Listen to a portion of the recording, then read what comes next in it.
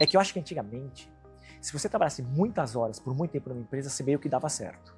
Hoje em dia não mais. Antigamente era só você ficar sentado na empresa, trabalhar, bem. Ou seja, o trabalho duro hoje já não é mais o suficiente. Não é mais o suficiente. Eu acho que as pessoas no Brasil, né, mentira, no mundo, eu acho, elas contratam olhando para o passado e não para o futuro. O que eu quero dizer? Tá? Pro currículo, né? Currículo. Lissandro, você tem que fazer esse desafio tem que trazer, mas você nunca fez, Lissandro. O fato de eu nunca ter feito, não quer dizer que eu vou fazer mal feito no futuro, só quer dizer que eu nunca fiz. É que hoje você foi medíocre. Você não é medíocre. Eu não falei que você é, eu falei que você foi. Fui. Você foi medíocre, você não é. Tá. E nada pior do que alguém que tem talento operando na mediocridade. É a pior coisa que você pode ter. Porque o cara que é medíocre porque ele não consegue, eu respeito. O cara que tem potencial e é medíocre, eu não respeito.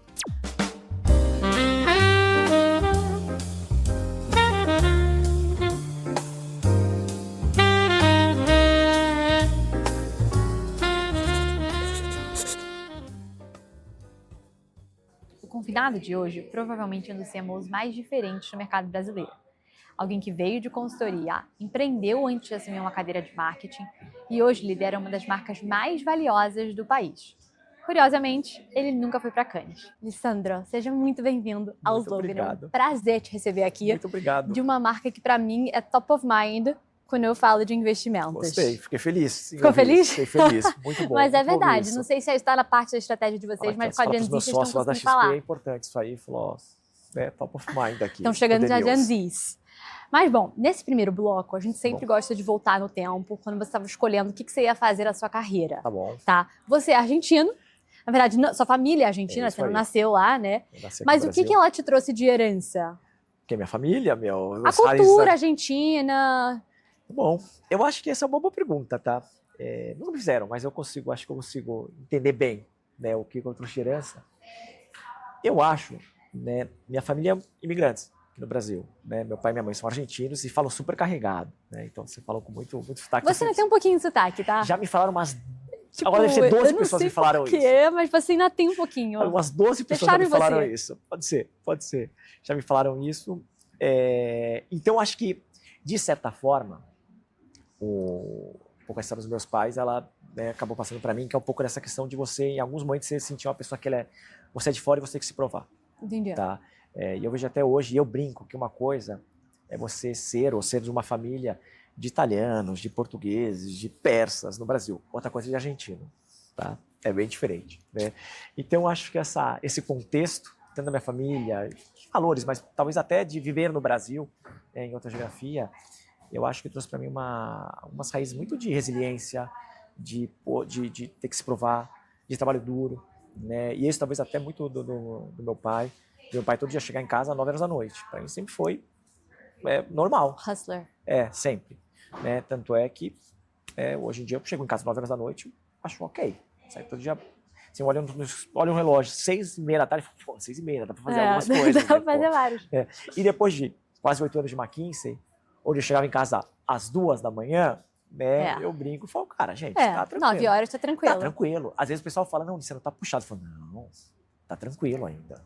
A gente vai pra casa, a gente janta com a família, a gente vê filho, tudo mais. Puxado era a minha vida pregressa, a qual eu fiz por quase 8 anos, né?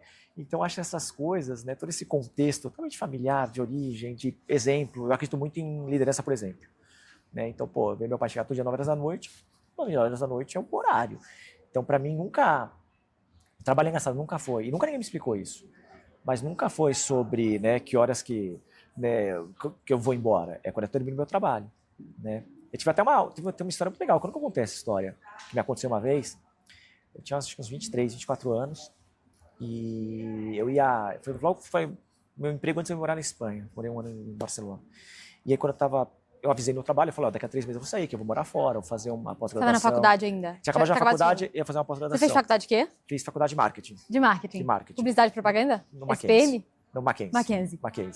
Eu queria ser publicitário, eu trabalhei em agência há 2 anos. Eu comecei assim também. Esse eu conheci ali. Mas enfim, eu estava numa outra empresa, era dos argentinos, essa empresa até engraçada. E aí eu comuniquei e falei, olha, eu vou ficar mais 3 meses e tal, tudo mais. Né? E eu falo que essa empresa talvez me deu a primeira noção do que era trabalho. Né? Eu lembro que desde logo que eu entrei na empresa, eu trabalhava todo dia, né, até 7, 8 horas da noite, o pessoal ia embora. Era né? agência? Não.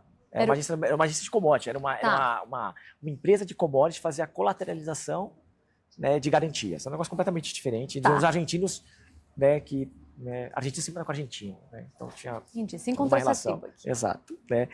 E aí, nessa empresa, eu lembro que eu ficava todo dia até 8 horas da noite, porque tinha um monte de coisa para fazer, eu ficava fazendo e depois eu ia embora. E aí tinha o presidente da empresa, né, um cara super gente boa, um argentino também, que ele ficava até tarde também. E aí todo dia que ele ia embora, ele passava por mim, né, porque eu passava dele lá no fundo, ele passava por mim. E aí, né, foi engraçado, porque ele pegava para mim e falava assim, pô, boa noite, na hora de ir embora, boa noite, tal, não sei o quê. Acho que na quinta vez que ele me viu, ele falou, como é que você chama? Né? Ah, tá, Alessandro. Ah, pô, prazer, fulano. Falei, pô, sei quem você é, né?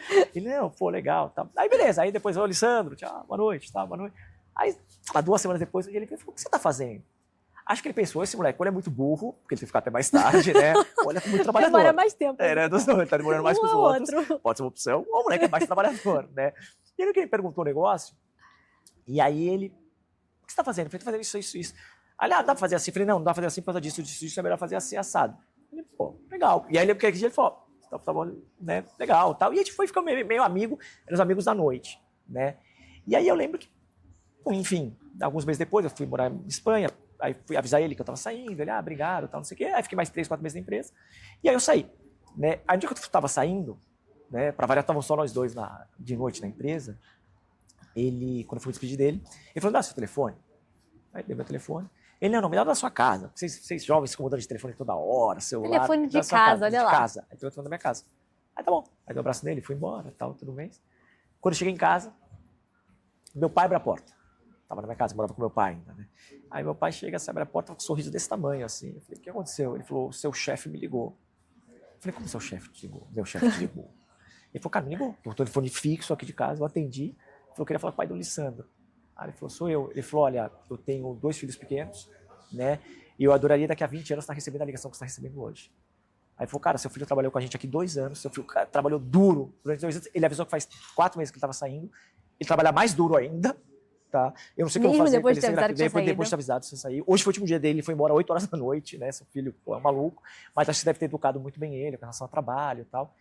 E aquilo foi muito engraçado para mim. Foi um negócio assim, eu não esperava. Não esperava mesmo. Assim. Eu me arrepia falar essa história, é verdade. Eu não ganhei R$1 mais por isso. R$0, não ganhei nada. Eu simplesmente, tipo, recebi o reconhecimento do meu chefe, que negou meu pai para falar um negócio desse. Isso para mim valeu o mundo, assim, né?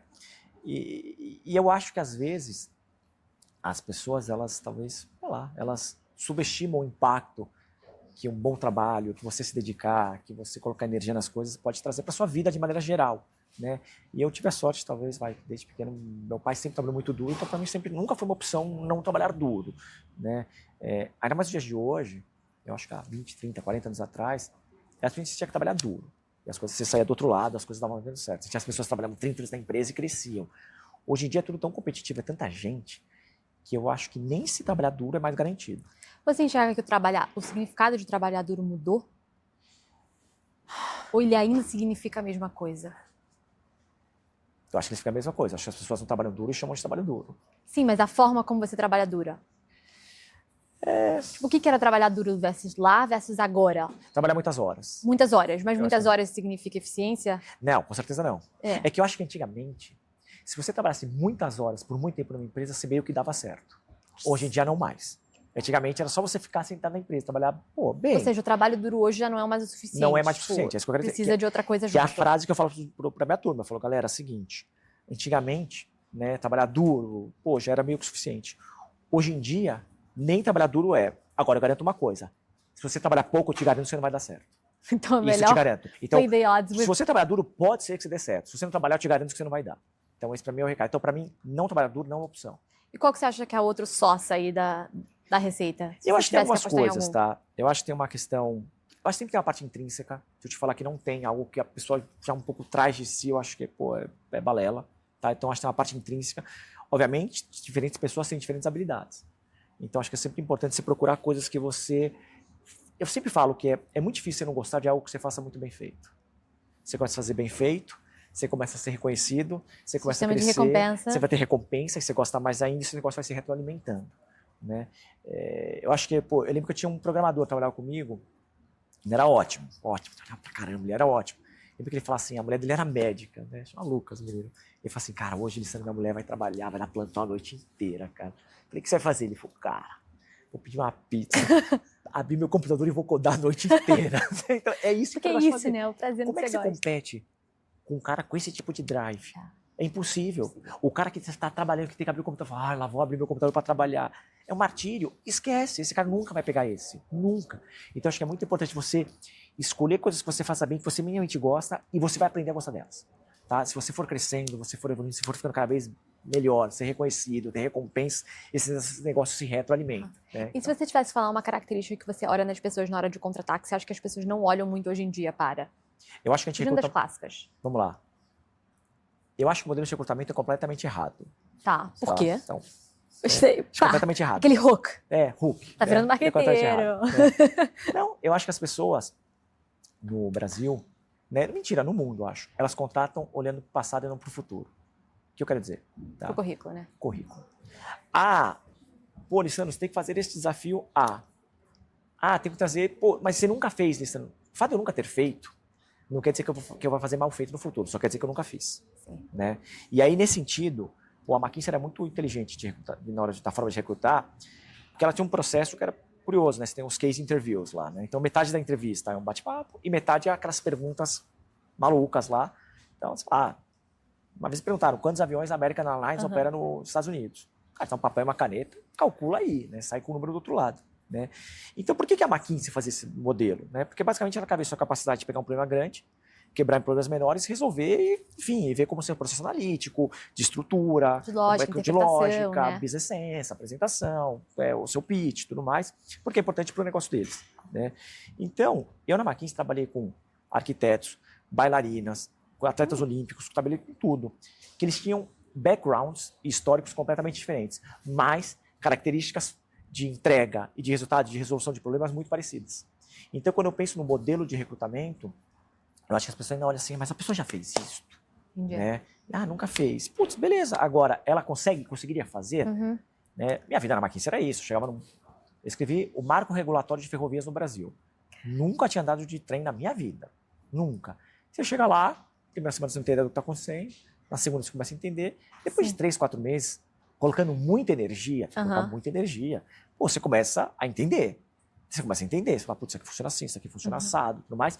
E você, de fato, talvez consegue entregar tão bem, ou até melhor alguém que tem mais tempo na indústria, simplesmente porque você... Os skills são os únicos, né? Os fundamentos são os únicos. Então, você diria que todo mundo teria que fazer um SAT, GMAT aí pra entrar dentro do time. Mas eu acho que, tipo, de novo, eu acho que a gente tem um modelo de recrutamento que ele é meio antiquado. Agora, uma coisa que eu sempre olho é vontade, tá? É fome. Tá? Não tem segredo. Se você pegar qualquer pessoa que construiu alguma coisa ou tem uma carreira legal, hoje em dia, a pessoa tem fome. E é fome, fome, fome, assim, o tempo todo.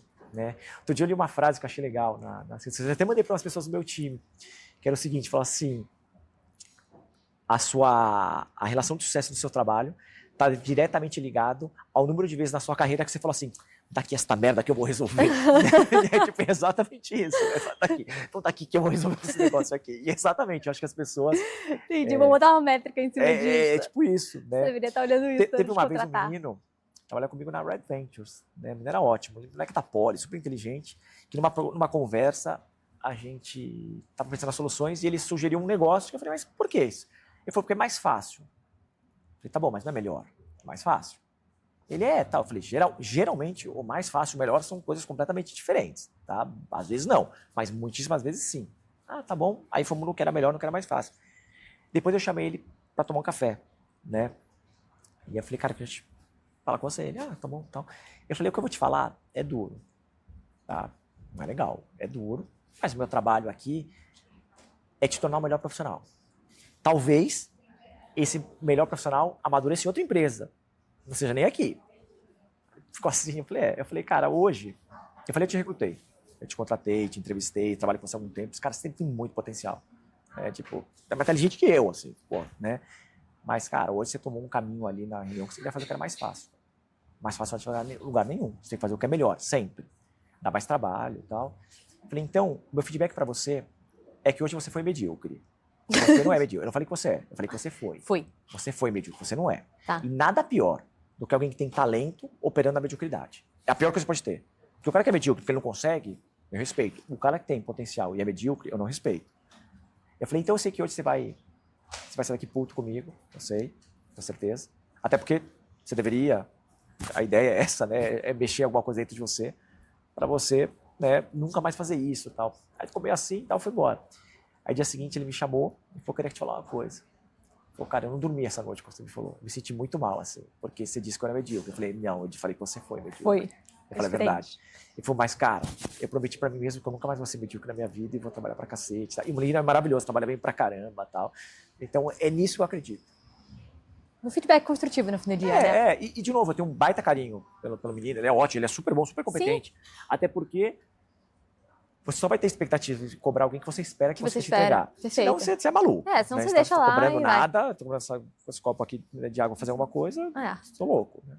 E qual características você se descreveria como criança que você acredita que talvez te fez a escolher consultoria como uma profissão, pelo menos nesse começo? Muito como curioso. É que você era? Qualquer coisa. Curioso. Qualquer coisa eu vou lá e pesquiso. Qualquer coisa. Até que, sei lá, se é um monte de besteira sobre muitos temas completamente... Qualquer coisa. Assim, descorrelacionados com as coisas, porque alguém me fala alguma coisa, eu vou lá e eu vou pesquiso. E eu, por sorte, isso é sorte, eu tenho muita boa memória. Boa memória. Boa memória. Você acha que boa memória é algo que você tem ou algo que você consegue construir? Eu acho que você tem, mas consegue aprimorar. Tá. Eu acho que você tem certo pedaço, mas você sempre consegue aprimorar. O que é inteligência para mim? Né? Inteligência para mim, né? Eu vi de um amigo meu, isso aqui não é meu, que é a capacidade de conectar pontos. Uhum. Tá? Então, acho que pessoas realmente inteligentes...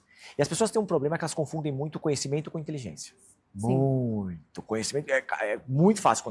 Ainda mais quando tem temas muito técnicos, rapidamente você conclui que alguém é inteligente. Sim. Quando você está misturando com conhecimento.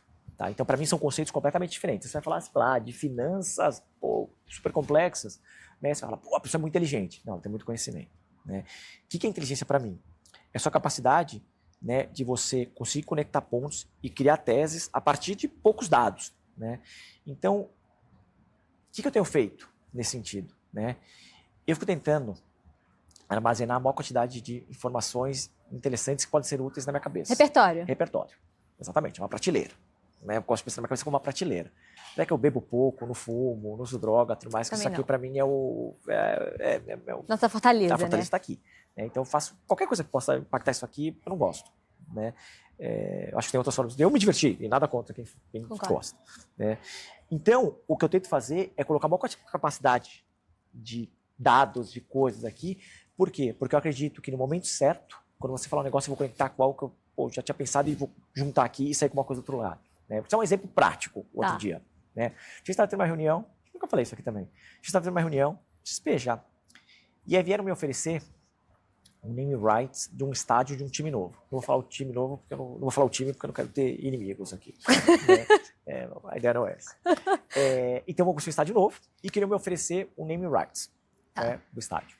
Legal, tal. E é um estádio que vão construir ainda, então você pagava agora para pegar depois, negócio meio maluco, tal, tudo mais. E legal, tal, tudo mais. Aí ia ter o estádio, era uma arena multiuso, né, que ia ter muito jogo de futebol desse time e muitos shows, né? Então vão ser 30 jogos por ano, 30 shows por ano, parari, parará, legal, tal. Falei, putz, o problema disso é que com uma marca, e nada contra quem faz, mas eu falo, putz, às vezes no meu negócio de serviço, tal, eu fico meio assim de me juntar com um time de futebol, que quer dizer que eu não me juntei com os outros 19, né? Então acho que o futebol tem muita paixão, né? Eu adoro futebol mesmo, né? Então acho que tem paixão até demais, né? Então eu falei, o problema de eu me juntar com um time é que eu, né, não me junto com os outros 19, então pode gerar uma antipatia com os outros. Então, esse negócio pode se botar contra mim, não, mas veja bem e tal. E agora eu falei, não, então peraí, ó, tem uma ideia aí pra você, né? Boa, né? Falei, cara, e aí eu sempre gosto de contar história, né? Então eu nunca conto a ideia, sempre tem um paralelo, né? Tem um paralelo. Assim que é bom, eu falei, já foi pra Itália, pra Milão? Tá. O cara já. Falei, sabe, tem um estádio lá, que é o seguinte, em Milão tem um estádio que quando joga o Milan, em Milão, ele chama San Siro. Quando joga a Inter de Milão, ele chama Giuseppe Meazza. É o mesmo estádio, ele só muda de nome de acordo com o time que vai jogar.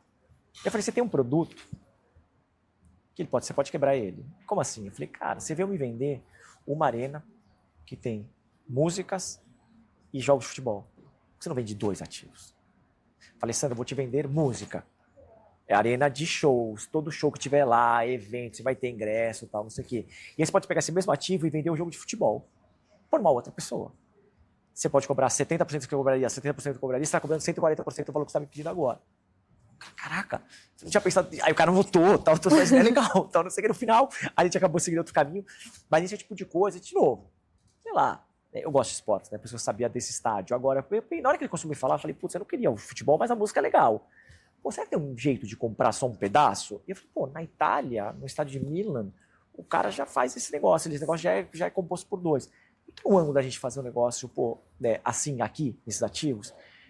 Eu acho que, às vezes, as pessoas, quando discutir marcas, ou qualquer coisa, na verdade, eu acho que elas gastam pouco tempo pensando um pouco no conceito, nas coisas, e principalmente elas são limitadas um pouco de repertório, né? De, pô, é o melhor? Putz, vamos dar mais uma volta no parafuso, vamos ter outra ideia. Então, uma coisa que eu olho, talvez muito quando eu estou recrutando também, é essa capacidade criativa, dessa capacidade de conectar pontos. Eu adoro trabalhar com gente boa. Criatividade é isso, né? Conectar pontos. É conectar pontos. Dá muito trabalho trabalhar com gente boa. O cara te põe na parede, te cobra, tentam roubar ele de você. É um trabalho brutal, né? Mas tem uma frase boa, não é? Que fala se você... Se você dá trabalho. Não, tu já ouviu falar de treinamento, desenvolver pessoas, fala assim, o problema de você desenvolver pessoas é que elas podem ir embora. Ele fala assim, o problema de não desenvolver é que elas podem ficar, né? Com a gente, né? Que talvez seja o maior problema do que ir embora. É melhor desenvolver para ir embora. Exato, do que não desenvolver e elas ficarem. Botar ela para treinar outra pessoa junto, simultaneamente, então, é uma máquina. Eu adoro pessoas, gente inteligente, adoro. Eu também, eu gosto bastante. Adoro. Mas enfim, então essas características que você tinha, né, de curioso Era muito e de curioso, pessoas inteligentes. E eu tinha um bom exemplo em casa, meu pai trabalhando duro. Pô, trabalhar duro sempre foi uma E consultoria veio por quê? Porque... Consultoria... Sabe o que me chamou a atenção em consultoria? Foi um amigo meu, César Carvalho, do fundador de Gympass. Tá. Ele trabalhava junto. Ele até me escreveu esse final de semana que ele estava vendo o jogo da Argentina no estádio. Ele me escreveu. Esse final de semana eu estava lá. Aliás, desculpa pelo... Tudo bem. Diz o César que tá torcendo para a Argentina, eu vou acreditar nele. Mas se ele der o trabalho de mandar uma mensagem, acho que ele vai inventar. Você é um cara super inteligente, trabalhava comigo na Nielsen. E ele saiu do nada. Na minha época. Na minha época, ser trainee era trainee. Tipo, era o cream de la cream. Você ser trainee, você era bacana pra caramba, estava no hype, né? Trainee era o máximo, né? Eu entrei no trainee, falei, pô, legal, tá aqui no trainee da Nielsen e tal, tudo mais. E tinha uma galera e esse César tava lá no meio. Uns 4 meses depois, o César pediu demissão, que era um cara super inteligente, super bom, você sabia que ele é um moleque muito bom. Caramba, o César pediu demissão pra ir pra um lugar que eu nunca tinha ouvido falar, chamado McKinsey. Nunca tinha ouvido falar. Mas ele chamou atenção. O cara largando o trainee, que era um negócio super premium, para ir para algo diferente, que eu nunca tinha ouvido falar, e um cara muito inteligente. E aí ele me contou um pouco tal, do processo, da empresa, eu lembro que eu precisei um pouco de McKinsey, mas o que me chamou muita atenção foi o processo seletivo, que era os case interviews. Eu já fiz. E aí eu falei, quer saber? Eu sou um cara que gosta de desafios, né? Eu gosto de me provar. Eu falei, putz, eu quero ir nessa entrevista. Eu quero ver, o cara me fazer uma pergunta nada a ver, como é que eu me saio? Então eu fui de verdade, tá? Eu fui muito curioso. Era uma referência, era uma indicação muito de alguém muito... Sim, se fosse esse cara inteligente está indo para essa outra coisa, eu quero ver também o que é, né? Como é que é. Esse negócio. Mas o principal é, eu quero ir lá, eu quero me colocar no foco desse processo seletivo e quero ver como é que eu me saio. Como é que eu faço umas case interviews. E aí, depois, eu juro pelos meus 2 filhos, que... Depois eu descobri que as pessoas estudavam para aquilo. Eu fui à capela, fui cowboy. E você passou a capela? Passei a capela. Devo ter falado uns absurdos, não tenho a menor dúvida. Pois tentou agora. Não, mas com certeza eu falei absurdo. Tanto é que eu lembro que na minha penúltima entrevista, Manuela Artigas, ela virou para mim e falou assim, não, Lissandro, agora deixa eu fazer uma pergunta. Mas eu quero que você me dê uma resposta inteligente. Falei, devo ter falado só atrocidades até agora. Né? Vai na confiança e é isso. Agora é inteligente, né? Então eu fui à capela lá e surrealmente, tipo, o negócio acabou dando certo. E aí quando eu vi, eu falei, puta, é um lugar legal. Aí fui pesquisando, fui me encantando um pouco mais pelo processo, para entender a empresa como funcionava, os desafios. E principalmente eu acreditava que eu ia me sair um profissional muito forte de lá, muito bem forjado. Teve algum desafio que te marcou, que até hoje você fala assim, caraca, esse aí... Um desafio? Eu acho que eram momentos, né? Eu lembro que teve um momento em que a gente, talvez tiveram 2, vai. Teve um momento em que a gente estava no meio de um projeto e o projeto acabava, a gente já estava todo, porque geralmente você faz um staffing, né? O time vai ficar por 6 semanas. E eu lembro que o projeto acabava e o cliente quis estender mais um pouco e muitas pessoas estavam alocadas em outros projetos. E principalmente o meu gerente. E aí foi naquele momento que falou, meu gerente vai ter que ir embora, você topa pegar mais 4 semanas de projeto, você que toca. E ele, eu falei, cara, quer saber? Tipo, era um negócio assim, foi talvez o primeiro papel assim como líder. Tive muita sorte que era um projeto que já estava andando. Por outro lado, eu já tinha uma referência de um líder, né, de entrar outra pessoa, né, chamada Luca Ranalli. Até hoje o IEM que saiu no lugar e eu entrei no lugar dele. Tem uma boa memória. Tem uma boa memória. Então, isso aí foi, tipo, para mim foi um momento muito legal. E teve um outro momento, né, na minha carreira que foi o seguinte, que esse acho que mudou a minha carreira. Depois, eu estava viajando e aí me convidaram para um projeto McKinsey de transformação comercial, que era para trabalhar, porque eu trabalhei nos primeiros 2, 3 anos muito em estratégia. Depois eu fui para marketing e sales, né, que é o que eu faço hoje em dia. Né? E eu lembro que eu estava viajando, e aí o Carlos Anglisano, que era um sócio da McKinsey, não me conhecia, me escreveu, assim, mandou um WhatsApp e falou, cara, tem um projeto aqui que é a sua cara. Eu falei, Carlos, você não me conhece, nunca trabalhou comigo. Ele falou, eu te vejo andar no escritório e eu sei que ele é a sua cara pelo jeito que você anda no escritório. Aí quando eu cheguei de viagem, ele falou que é um projeto que a gente vai pegar uma empresa, foi bem legal esse projeto, a gente vai pegar uma empresa de lácteos, né, grande empresa brasileira, a gente vai fazer um projeto de transformação comercial. Como que era o projeto? A gente pegou a cidade de São Paulo, tá. A gente cortou Carvalho 30% da cidade e eu virei o gerente de vendas daqueles 30% e eu ia ser comparado com os outros 70% da cidade. Então era um projeto, não era consultoria, era tinha que entregar resultado. Tipo, Aí tinha que entregar. Então eu lembro que eu tinha acho que 12 semanas para começar a gerar alfa de venda de lácteos. Aí você foi pro field, assim, não, tipo... Total. Mão na massa. Mão na massa, né? E aí eu lembro, né, que as primeiras 2, 3 semanas, né, era muito mais planejamento, mas chegou depois fomos para execução. Sim. Né?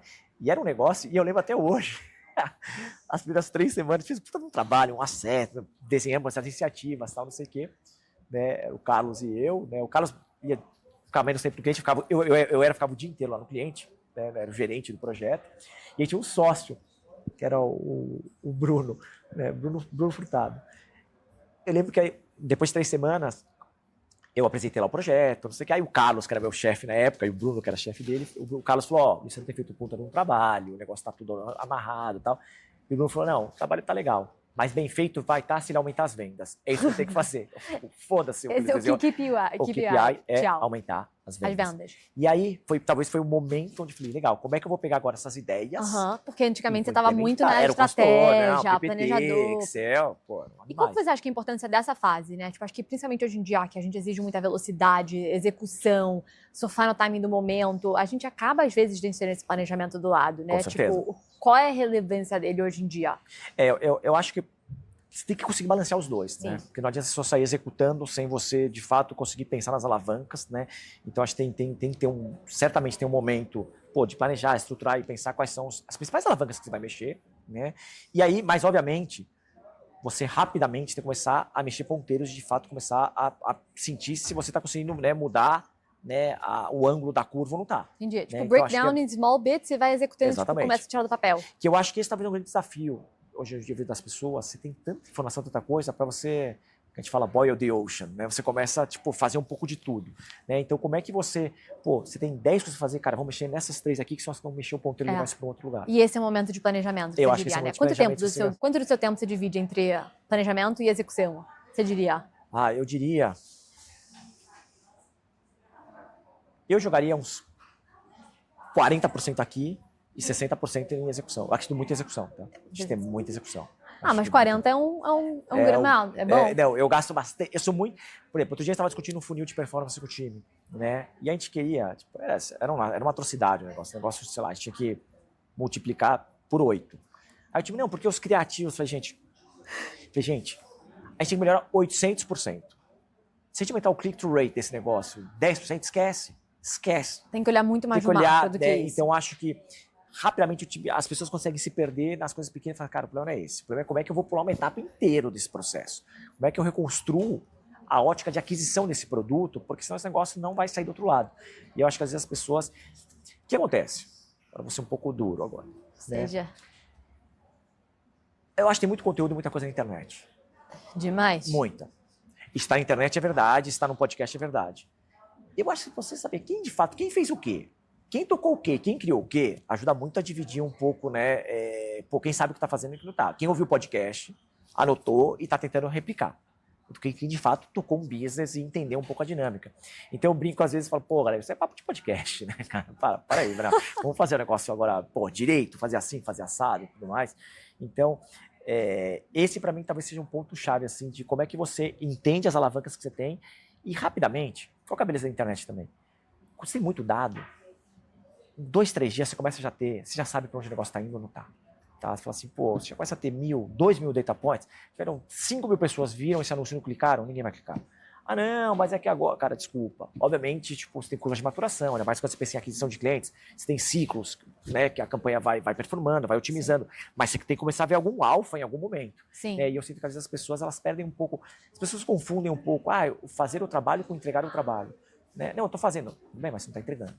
Né? No fim do dia, é sobre entrega. Eu sou um cara muito focado, tipo, o que é entrega? O que é o material que a gente está... E a entrega para você é responder o KPI que está atrelado àquela métrica. Sempre tem um KPI. Mas aí, nesse caso, por exemplo, você precisa trocar todo o funil ali porque não está dando legal. Qual é o seu primeiro passo? Tipo, a visão do macro é o quê? É você entender, tipo, analisar todos os key data points, é você entender o comportamento do consumidor, o momento do produto? O que eu faço? Geralmente, eu vou olhar end-to-end, o que está na minha mão, tá? Então, vamos pegar o fundo de aquisição, sei lá, fazer algum investidor para XP, só para usar um exemplo. Tá. Então, eu vou olhar desde como é que estão meus... Eu olho um funil completo, né? Então, como é que estão meus de views, a cliques, a lead starts, a lead completes, habilitações, aí o cara fazer um pix, aí o cara fazer uma alocação, ou o cara reter. Eu vou olhar isso de forma granular e vou ver onde é que estão meus maiores buracos. Tá? Você fala, putz, você tem um buraco muito grande aqui. Tá? Obviamente, você tem um buraco muito grande aqui no final do funil, não adianta você ficar botando coisa que é um balde furado, vai ficar saindo toda hora. Tá? Mas, rapidamente, você consegue entender quais são as grandes oportunidades que você tem. Tá? Então você consegue, quando você granulariza muito os seus dados e você tem muito data point, você rapidamente consegue saber, beleza, o problema está aqui, aqui e aqui. Então vou focar nessas 3 coisas aqui. Isso não seria legal, mexer, seria animal, mas a gente não tem tempo, temos que priorizar. Então eu acho que quando você trabalha com dados, com ciência, é muito matemático o negócio. A discussão é muito simples, não tem nem discussão. Gente, alguém tem dúvida que esse deveria ser o número? Sim. O que eu acho que é importante, que as pessoas subestimam, é a importância de ter dados de qualidade, real. Não dado por dado. Demorou 2 anos e meio para eu ter na XP. Dados. A gente estava discutindo semana passada com o meu head de aquisição. Qual que é a curva ótima de aquisição? Com base no modelo analítico, que a gente ficou 3 anos construindo. Tá? Vocês já estão em outra fase de dados. Em outro lugar. Né? E eu tenho um time super qualificado, um time de engenheiros, que olha o negócio no detalhe. Mas, obviamente, muito conectado com o negócio. Né? Que KPI que a gente está mexendo. Né? Então, eu acho que às vezes as pessoas... Elas têm pouco dado, não tem dado. O problema do marketing, né? E até de aquisição, às vezes, as pessoas têm muito achismo.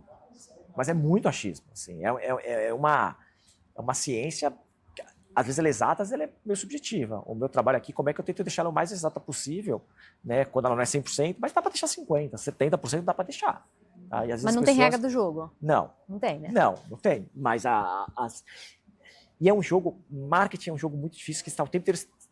tem ideias novas, tem pessoas que viram, você é comparado. E o que funciona ontem talvez não funcione amanhã, né? Não, acho que com tem certeza. Que sempre com tá certeza. revisitando, que é um desafio do marketing. Às vezes você acerta, this is the rulebook pra mim. Eu tô trazendo novos clientes, aí muda tudo. E a teoria dos jogos, alguém mexe uma coisa, o seu tabuleiro mudou completamente. Né? Então, quão rápido você é para você ajustar, ou no limite, o quão rápido você é para você estar propondo as propostas do jogo e você tá mudando o tabuleiro dos outros antes que mudem o seu. Né? Então a gente gosta de fazer bastante isso aqui. Eu fico tentando mexer minhas peças, porque aí as pessoas têm que estar correndo atrás de você e não você atrás das pessoas. Perfeito. Né? Mas conta como você chegou na XP. Então você saiu do Mackenzie, creme de la creme, e falou, não, estou pronto para um próximo desafio, vou fundar uma empresa antes. Eu trouxe nesse projeto, que eu falei que tive um salto, talvez o de Lattes, que era o gerente regional de vendas, era isso? Aliás, eu me vejo como cara de vendas, tá? Todo marqueteiro um pouco, eu acho, né? Eu sou bem vendas, né? Eu senti o gosto de implementar as coisas. E quando você tem números, deixou de ser subjetivo. Sim. Eu entreguei. Né? Eu lembro que até quando a gente apresentou os estados finais, né, nesse cliente, eu lembro que o pessoal falou assim, não, mas o Lissandro trabalha todo dia até as 3 da manhã. Né? Um outro gerente falou lá do cliente. E aí o diretor falou assim, mas ele aumentou 40% das vendas. Não, mas o Lissandro trabalha de final de semana. Sim, o Lissandro aumentou 40% das vendas. O número é esse. Gente, entendi. Você pode falar, o cara aumentou 40% das vendas. Eu aumentei 40% das vendas de alfa versus o piloto. Né? Então, é uma entrega. Vou falar o que você quiser. Então, uma entrega. coloquei muita energia, trabalhei até as 6 da manhã, era verdade, e tal, tudo mais, entregamos 40%. Então eu senti, né, o gosto de, pegar um monte de ideias que eu tinha, né, e pegar, talvez algumas teses que eu queria colocar em prática e ver o resultado daquilo acontecer. Porque como consultor era muito frustrante, você gastava, virava noites lá, e você entrega um PPT lá, você pega a lição do obrigado, guarda e acabou. E assim, né? Então chegou no momento que eu tinha um pouco dessa reflexão minha, assim, o que eu tô fazendo com a minha carreira? Quero botar a mão na massa, né? Quero e mesmo que eu tô gerando valor real ou eu tô montando uns PPT aí bonito que ninguém faz nada? Né?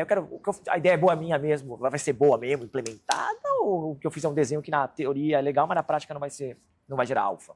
Então, né, quando eu decidi sair da McKinsey, né, e eu queria botar a mão na massa. E aí, na época, né, um outro sócio, que é o Carlos, o cara que trabalhei junto nesse projeto, também estava saindo, e literalmente, eu me ofereci para ele, falei, eu quero ir com você, montar essa empresa. E ele falou, não. Eu falei, por que não? Ele, não, porque veja bem, você está bem na McKinsey, o pessoal gosta de você, parará. Eu falei, mas eu quero sair, não, tal. Eu pedi umas 4 vezes para ir, até o momento que eu falei, tá bom, você não quer me contratar, tá tudo certo, mas então eu tô falando com esses 3 players aqui para trabalhar em outro lugar. Aí ele, você vai sair? Eu falei, cacete, falei, 5 vezes você. Ele falou, não, uma coisa é eu te tirar da McKinsey, porque você tá indo bem, os caras gostam de você e tal, e eu não quero te tirar isso de você. Agora, se você vai sair, aí o papo é outro, né? Aí, a gente combinou, chegamos lá num acordo, e eu saí da McKinsey e fui, né, montar essa empresa de trazer para o Brasil, na verdade, essa empresa de marketing digital, que fazia marketing digital 100% no risco. Né? Então, chamada Red Ventures. Isso foi o quê? 2015? 2015. Então, o marketing digital era bem ainda... Não, era mato. Era mato. Tudo era mato. Nunca ninguém fez o que a gente fez, tá? A gente, literalmente, oferecia para essas empresas o seguinte, né? Qual que é o modelo dominante de marketing digital no Brasil? O cliente contrata uma agência, o cliente paga a mídia e a agência ganha um percentual lá, o BV, lá, um percentual de quanto o cliente, né, investe. No fim do dia, qual que é o incentivo real da agência? Quanto mais o cliente gastar, melhor é. Óbvio, tem que ser bom, porque senão o cliente não vai gastar dinheiro, vai ter para contrato, aquela coisa toda. Mas no final, o incentivo real é um percentual do gasto. Não era a métrica do negócio. Não, exato. Né? O nosso modelo, que nunca ninguém replicou, era diferente. Fala assim, guarda o seu dinheiro, eu ponho o meu dinheiro e você me paga um percentual da receita que os clientes que eu trouxer gerarem. Então era revenue share, então o custo era 100% meu, estrutura, time, custo, e eu ia ganhar um percentual da receita. Isso em 2015 não existia. Não existia, até hoje não existe. A gente não sabe o que estava fazendo, tá? Se a gente soubesse, talvez a gente tivesse pensado um pouquinho mais. Tinha 2 malucos lá. E eu lembro quando a gente virou para XP, que foi... e na vida sempre tem sorte. Sorte sempre tem sorte. Tá. Tem competência, mas tem trabalho duro e tem sorte. Essa empresa que a gente trouxe para o Brasil, né, chama Red Ventures, empresa americana. Quando a gente chama essa operação no Brasil, o pessoal tem um fundo que investe na Red Ventures chamado General Atlantic, GA, que ele também investe na XP. E aí ele pegou e falou assim, olha, o pessoal do fundo falou o seguinte, você está abrindo história no Brasil? Contratamos 2 caboclos lá no Brasil, Carlos e Lissandro, né, que vão tocar esse negócio. Tá bom. Olha, a gente tem uns caras para apresentar para vocês uma investir na nossa chamada XP Investimentos. Em 2015, quando o XP também era mato. Né? E aí, quando chegou para o Guilherme, para falar que eu ia variabilizar o custo de marketing, ia ser revenue share, ele falou, como é que é? Eu lembro que ele até falou, vocês já fizeram isso antes? Nós dois, não. A empresa sim, nós dois não. Ele, o negócio de olhar para o currículo, né? Isso, exatamente. A gente nunca fez, mas o cara falou, tá bom. E aí o Guilherme, que é outro maluco, falou, ok. Aí o Guilherme entregou pra gente a operação de marketing digital pra ele, pra 2 babacas da McKinsey que nunca tinham feito isso na vida. Né? E aí a gente começou a montar o negócio. Eu lembro que o primeiro desafio que a gente tinha foi time. Tá? Então a gente tinha que decidir como é que a gente ia montar um time. Ele nunca tinha feito isso, nem eu. Eram 2 consultores da McKinsey, bem espertos. O Carlos é brilhante, o Carlos é muito inteligente, muito espertos os 2, com muita energia. Né? Eu lembro que eu falei, cara, a gente saiu da McKinsey, bicho. A gente vai trabalhar até essa porra dar certo. Você tá entendendo? Até dar certo. Até dar certo. Até dar certo. Tá bom. Até dar certo, cara. Minha família, você tá louco? Né? E aí, a gente tinha que recrutar gente. A gente nunca tinha trabalhado em agência, nada. Eu lembro que a gente conversou com o pessoal de agência, a gente ficou, será que é o perfil? A gente ficou na dúvida, a gente tomou uma decisão completamente diferente. Que falou assim, vamos ensinar as pessoas marketing digital. A gente foi nas melhores escolas de negócio do Brasil. GV, ITA, INSPER,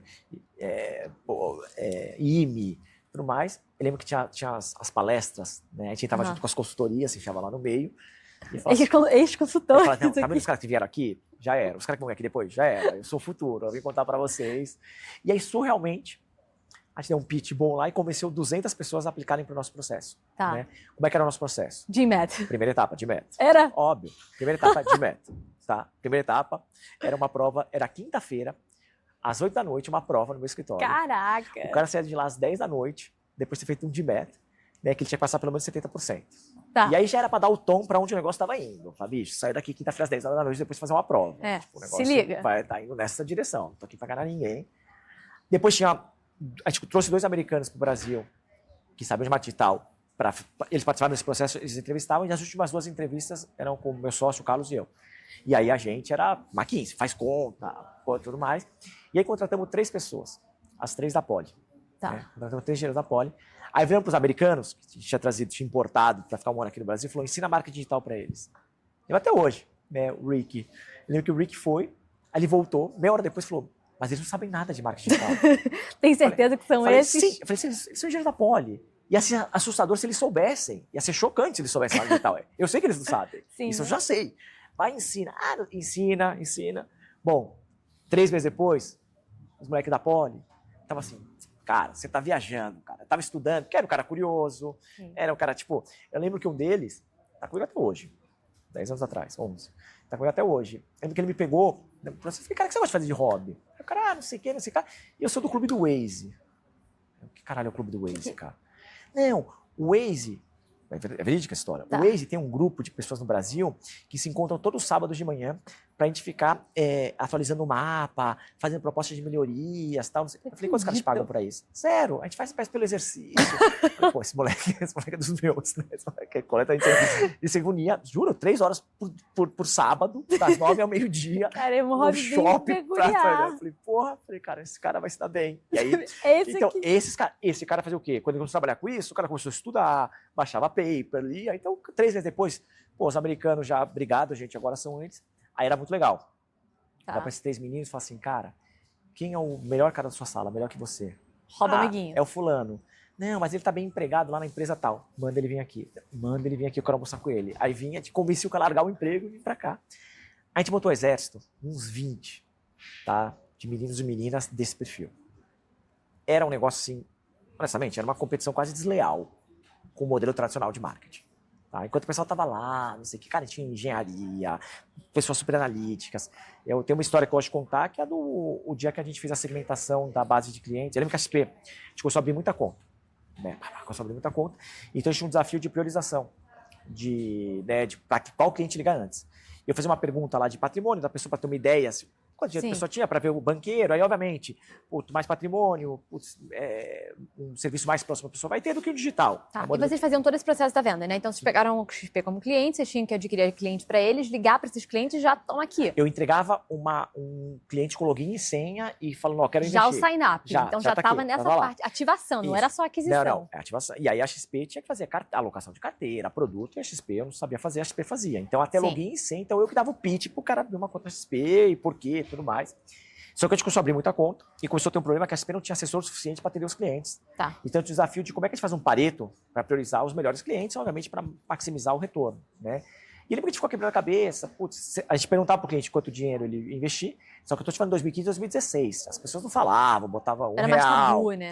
Era mais tabu. Né? Até hoje as pessoas começam assim, quanto dinheiro você tem? Pô, né? Pensa Isso. 10 anos atrás, né? E para uma XP Investimentos, que hoje em dia todo mundo sabe que é XP. Há 10 anos atrás, é uma empresa X. Tá, empresa X. E aí eu lembro que o desafio, como é que a gente faz? E lembro que no momento, né, a gente estava em alguma discussão de como é que a gente priorizar, e aí surgiu uma ideia, eu nem lembro de que foi a ideia, não lembro, cara, o cliente, quando ele até hoje assim, tá? Quando ele manda um dinheiro para uma instituição financeira, ele tem que cadastrar o banco que ele vai mandar, a agência e a conta. E aí a agência tem o número da agência. A gente falou assim, tem o número da agência, né?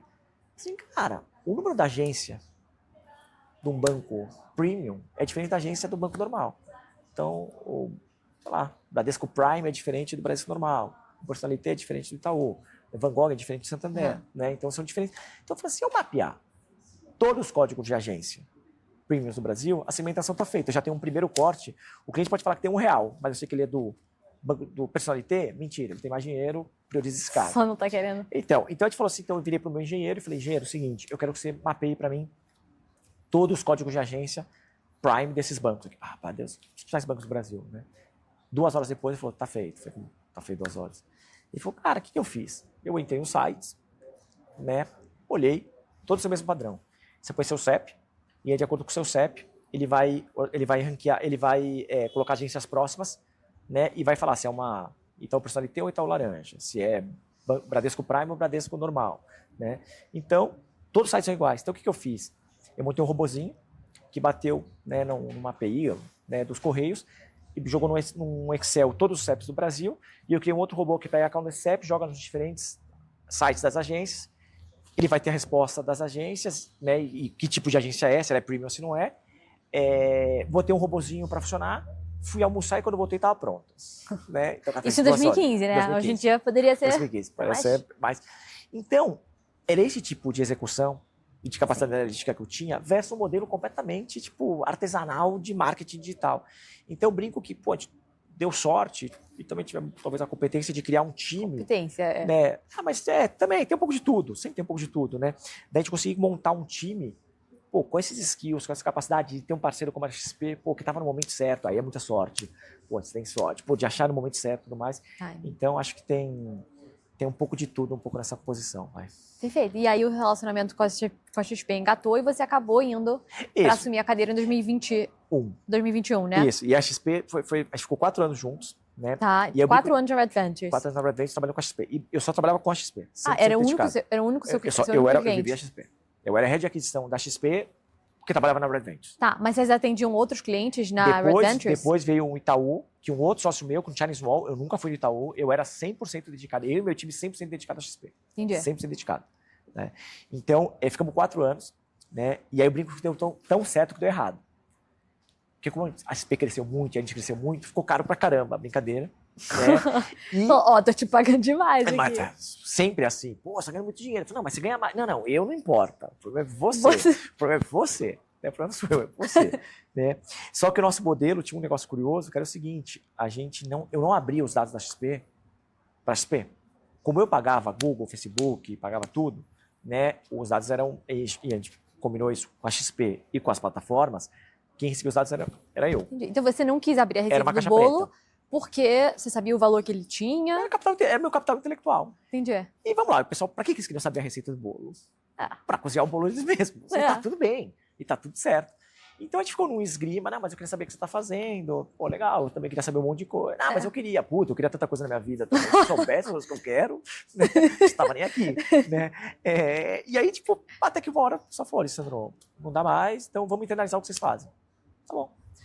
Aí tivemos um período de transição, onde eu não explicava antes o que eu fazia. Imagina um período de transição menos ainda, continuei operando.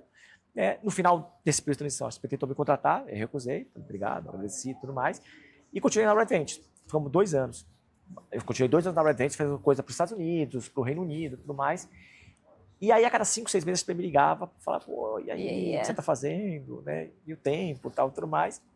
E aí, a gente ficou meio que num flerte, até que 2 anos depois, a XP veio uma quinta ou sexta vez atrás de mim. E aí, a gente falou, tá bom. Eu estava disposto a fazer outra coisa na minha vida, né? E aí, né? E por que eu decidi mudar, né? Eu gosto de pensar na minha vida como um grande livro de história. Eu gosto de contar histórias, você já percebeu? Né? Então eu gosto de contar história. E eu fico pensando assim, quais são as histórias que eu vou contar para os meus netos quando eu tiver 80, 90 anos? E as histórias que a gente toma hoje, elas estão escrevendo os livros das histórias que a gente vai contar. Você quer saber? Putz, eu saí trabalhei da McKinsey, foi legal pra caramba, montei a Red Ventures, passou a XP, foi um case legal pra caramba, tudo mais. Putz, quem sabe ter o capítulo de ser o CMO da XP, né, ele vai me permitir contar boas histórias. Tá? Vou ter boas histórias para contar. Eu queria uma empresa brasileira, eu vejo empresas americanas, que eu brinco que eu era muito bom para um mexicano. Pô, isso era muito bom, hein? O cara trabalha pra caramba, o moleque é esperto, para um mexicano ele é top. Então, tipo, pro gringo a gente sempre os latinos, sempre, né, do México para baixo é dos mexicanos. Então eu queria uma empresa brasileira, né, empresa de donos, de sócios, né, que gostasse de marketing, topasse os riscos de marketing, para ter o manche da operação pro mal e pro bem. Pro mal e pro bem. Eu falei, eu quero ter autonomia, eu quero ter, de fato, tomar decisão e ser responsável por ela. Seja boa, seja ruim. Então eu decidi, eu falei, quer saber, essa história eu quero contar no meu livro, que eu vou contar para os meus netos quando tiver 80, 90 anos, é uma história que eu quero contar, e eu decidi vir para o XP. E aí você chega na XP para embarcar qual o desafio? Tipo, ainda esse de meio De marketing digital? Não, já foi mais com o papel de CMO. Tá? Que obviamente tinha um papel muito forte de aquisição. Sim, sempre vai ter. Né? Sempre vai ter. Tipo, eu gosto bastante de desafio. Né? E sempre é legal porque é um vetor de crescimento da empresa, então sempre se acaba te jogando bastante no front. Muito calor, muita cobrança, né? Front. Né? Mas já me deram os outros escopos também, mais de marca, reputação, conteúdos, infomoney. Então eu comecei a pegar outras coisas também. Né? E aí, obviamente, o que eu fiz? A zero de jogo. Sentei um pouco, peguei a aquisição e comecei a resolver a aquisição. E, por sorte, um pouco de competência, a gente rapidamente começou a mexer no ponteiro também de volta. E aí isso me deu uma envergadura. Falou, ó, beleza, tô aqui, ó, tô resolvendo essa casa aqui. Pô, tá resolvendo, tô resolvendo, agora vamos começar a cuidar dessas outras coisas aqui. Né? E aí estamos nesse desafio aí há 5 anos e meio. Tá. Então a primeira coisa que você fez foi arrumar a página ali do paid media, digamos assim, né? E o que mais você fez, assim? Como você reestruturou o seu time, digamos assim? Como era o organograma lá atrás, em 2021, versus agora? Mudou muito? As grandes mudanças, sem dúvida alguma, foram pessoas. Foram pessoas? Sem dúvida, sem dúvida. Mas como, assim? O que eu mudou? acho que é perfil profissional. Tá. Antes era... É possível você mudar algo que você quer mudar, que você quer mudar muito, ou você quer fazer uma grande transformação, é impossível fazê-la sem mudar pessoas. É impossível. Tá? Eu não acredito. Tá. Não, então, porque acho que é o primeiro ponto, né? Seja porque a pessoa pode até ser boa, a anterior, mas ela tá tão enraizada já nas coisas, então não sei o que é difícil você conseguir mexer, né? Então, pô, essa parte para mim é super importante, né? Ter as pessoas, né, certas. Eu tenho um modelo de marketing muito pautado em negócio, muito, né? É até o feedback que eu levo que me falta amor no coração, que eu sou muito racional e analítico, e é verdade. Né? Por outro lado, é a forma que eu consigo metrificar e saber que eu estou indo na direção certa. Sim. Né? Porque senão você fica um negócio muito etéreo. Eu vejo muita coisa assim etérea, que eu falo, galera, tipo, isso aqui é difícil de metrificar. Obviamente, marketing não é 1 para 1, né? Mas dá coisa para você ter, né, a direção. Então, acho que a primeira coisa que eu fiz foi começar a trocar as pessoas de cima para baixo. Tá? Porque acho que às vezes você tem Como você falou, o líder é teu exemplo. E, obviamente, você tem líderes que rapidamente toparam o meu modelo e começaram a tocar o time, tudo bem, mas você tinha líderes que eram mais resistentes. E aí você tem que trocar a liderança. Então, quando eu olho um pouco o meu organograma, ele não mudou tanto. Eu quebrei caixinhas, quando eu cheguei, aquisição e revenue, que era uma parte de monetização, eram juntos, eu quebrei, porque eu queria mais foco e tudo mais. Mas a maior mudança que eu fiz foi mudar as lideranças e garantir que eu tinha lideranças com viés analítico que eu queria e talvez com alinhamento cultural que eu queria. Né? E aí depois o resto, obviamente, eu acredito muito, eu sou um cara que dá muita autonomia. Então eu acredito muito que se eu trouxer o líder certo, empoderar ele, cobrar e fazer as perguntas certas, depois ele vai conseguindo cascatear, e aí esse modelo, ele traz um gerente, contrata depois um coordenador, que vai contratar um analistas aculturados. Né? Para mim essa parte de recrutamento, para mim é a parte mais importante, tá? É onde eu sempre gasto bastante tempo, porque para mim a melhor alocação de tempo que eu faço, meu tempo, é contratar alguém muito bom para resolver os problemas que depois eu não vou ter tempo de resolver. Perfeito. E quais são as unidades assim, principais de marketing dentro do... Vamos lá. Aquisição de clientes. Tá. Negócio super importante. Super e olha para todos os canais. Todos os canais. Tá. Então o papel é aquisição de clientes. Tá? E trabalha muito em parceria com o time comercial. Né? Então porque a XP ainda tem um modelo muito, que é bem relevante, bem importante, que é do assessor na ponta. Né? E eu sempre falo para o meu time de aquisição, a gente não vai conseguir mexer o ponteiro angularmente se a gente não tiver trabalhar lado com essa turma aqui comercial. Então, a gente é bem próximo do time comercial, então aquisição de clientes. Né? O marketing, toda a parte de construção de marca. Tá? Então, quais são os conceitos, hierarquia de marca, qual é o ponto da visão, como é que a gente está construindo, talvez, o plano. Eu, recentemente, fiz um spin-off dessa área de marketing, que é uma área de conteúdo. Tá? Então, acredito muito nisso. Que? Eu acredito muito nisso. Eu acho que conteúdo como... O que acontece? O que eu comecei a perceber? Durante um ano e meio, eu fiquei cobrando muito esse time de marketing, tá? Uma execução que eu acho que o perfil aqui não conseguia entregar do jeito que eu queria. Tá? Isso talvez por skills. Né? Tá. E, eu brinco que eu tava pegando um quadrado e tentando enfiar na bolinha, assim, né? E até que um momento, teve um clique que eu falei, cara, talvez você esteja discutindo 2 coisas diferentes. Pra mim tem uma questão de conceitos, de visão, de quais são a hierarquia de marcas, quais são os argumentos, atributos, mas a parte até mais técnica da coisa, né? Só que não necessariamente este mesmo time, essa mesma operação, consegue ter uma execução do jeito que eu quero. Né? Mais tempestiva, mais digital. Né? Você pega hoje, né? Quem eu acho que faz bem marketing digital no Brasil? Tá? Eu não acho que tem uma grande empresa que está fazendo bem feito. Acho que tem alguns caminhos interessantes. Tipo? O quê? Que estão indo no caminho? É. Eu acho que a gente está começando a ir para um caminho interessante. Tipo, Sim. o iFood da vida está indo para um caminho interessante. São empresas mais digitais reais, realmente digitais. Tá? Quem, para mim, são os grandes referências? E eu não vou usar para uma marca, mas eu falo de inspiração de conceito e de entendimento de dinâmica digital. Esquece agora, Alessandro, mas eu acho que fizeram aqui errado. Mas estou falando assim, conceitualmente, o modelo de visão e até de construção eu acho interessante. São empresas médias, tá? E são mais CPFs que CNPJs. Tá? E, de novo, se a gente concorda, não importa. Mas quem faz bem hoje? O Nigro, o Primo Rico, faz muito bem. Os caras da G4, o Alfredo, o Bruno, o Thales fazem muito bem feito. Os creators que são marcas, exatamente, né, exatamente. E tem N, pode falar aqui, a pessoa tinha falado. Os creators que atuam como marca. Exatamente, que eles se confundem. Então eu percebi que o mundo está cada vez mais para cá. CPF cada vez é mais relevante que CNPJ. Né? Bom, tu já estava com a DIB. Cara, se média tem 700 mil seguidores, sua BID tem 5 milhões e 200, deve ter mais já agora. Né? Então você começa a perceber, de novo, o Grupo Primo, não, o Thiago Nigro, o Primo Rico. E aí depois ele vira o Grupo Primo, mas quem tem audiência é o Thiago, né? É o Bruno, né? Não é o Grupo Primo, são eles. Né? Então, num mundo onde isso aqui é cada vez mais relevante, né? Esse spin-off de conteúdo, no meu caso, obviamente tem modelos que tem gente que consegue fazer isso dentro do mar. Eu queria fazer uma transformação tão grande, eu precisava de algo tão angular, que eu parei com marketing, né? E criei uma área focada em tempestividade, em você conseguir estar real time, de você conseguir estar ali no momento, de você entender as métricas de engajamento de um TikTok, no Instagram, no YouTube, de você produzir conteúdo pensando para isso e não o contrário, não você pegar o seu conteúdo, cortar e jogar lá. Né? Então, eu queria fazer uma transformação tão grande, tão rápida, que eu parei, né, as áreas de marketing de conteúdo. Hoje nós somos pares, hoje eu tenho um diretor de conteúdo. Né? E o que eu acredito? Né? Eu acho que cada vez mais as pessoas são bombardeadas por conteúdo. Hoje sabe, se o WhatsApp tem 300 mil coisas. Lembro que antigamente eu chegava em casa, né, e via o jornal da meia-noite lá, do Globo News, né? Era da Globo, o jornal da Globo, o tarde, bem tarde, para me atualizar. Hoje em dia você atualiza o dia inteiro, já sabe o que está acontecendo no WhatsApp, em todo lugar. Né? Então, acho que o trabalho marketing hoje em dia é como é que você retém a audiência, a atenção das pessoas da audiência. Esse é o meu desafio. Tá? E a melhor forma de fazer isso é você contar boas histórias, boas narrativas. Tá? Então, acho que o marketing está cada vez mais nesse lugar.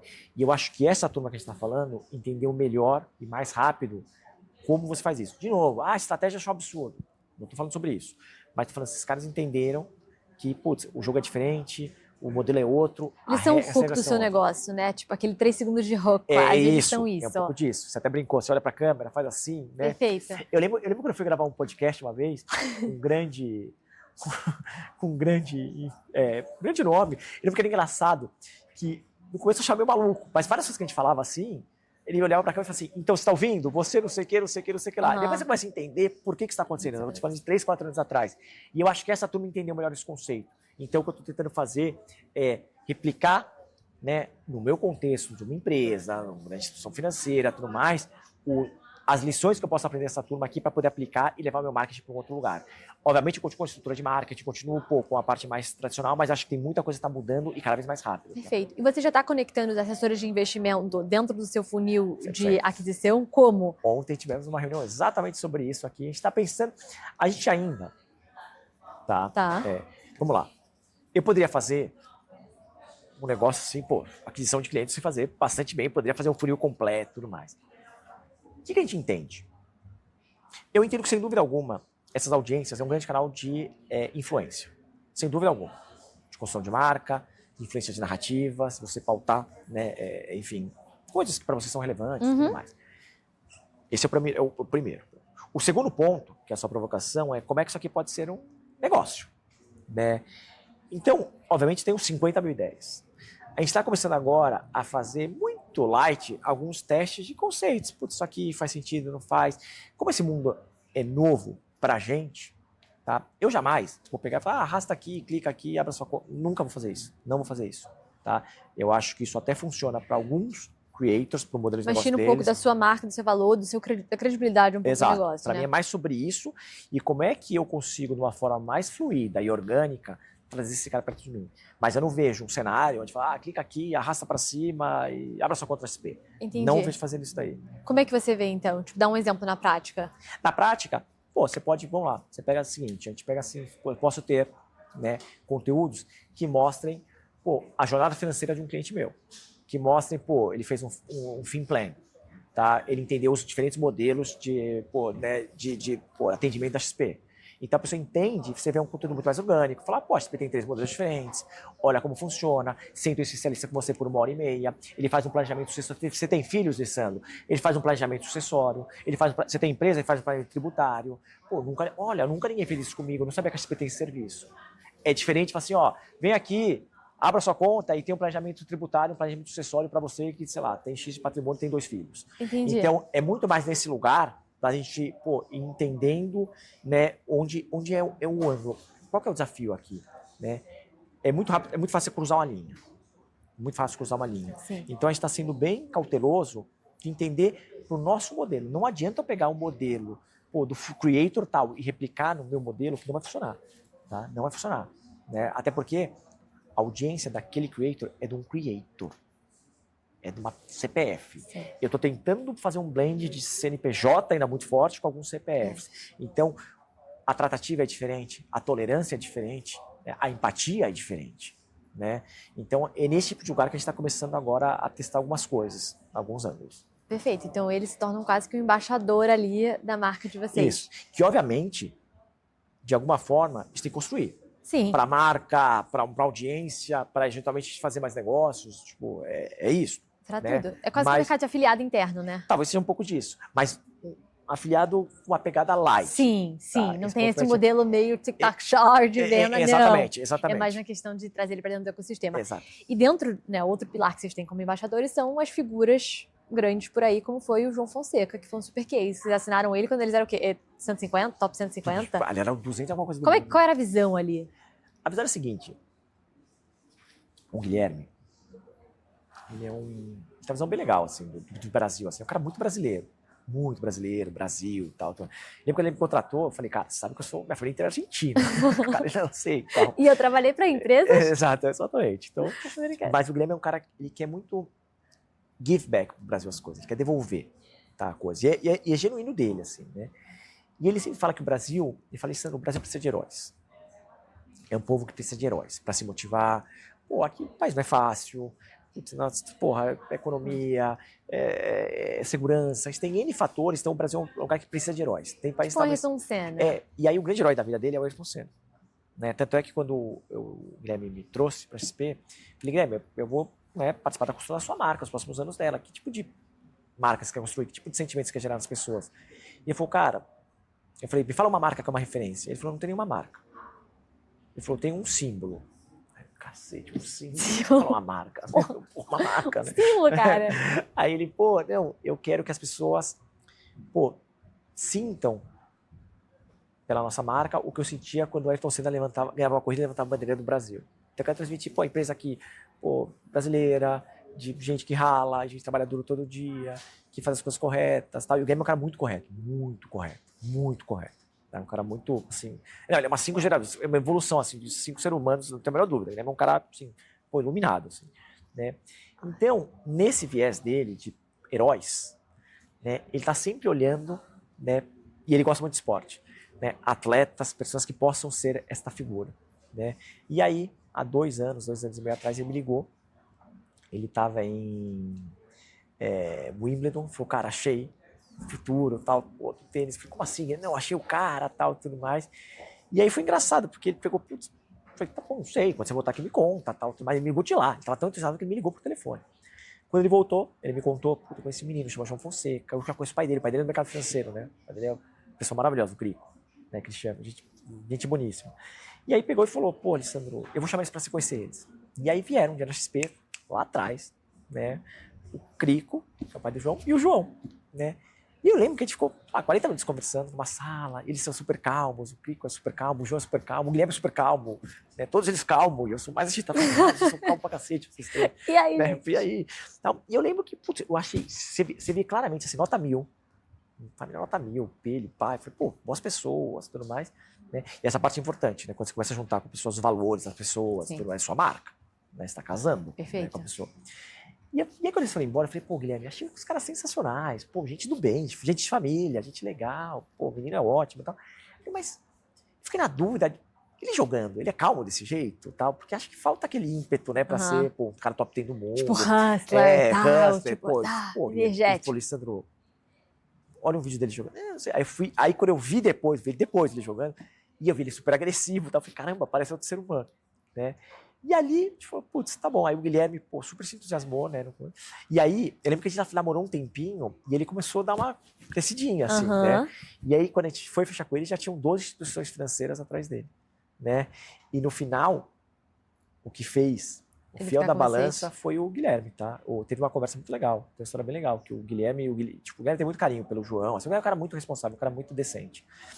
E aí, ele fez uma vídeo, o Guilherme e a esposa dele, a Ana, eles têm 3 filhas, tá? Com os pais do João. E é uma conversa de pais para pais.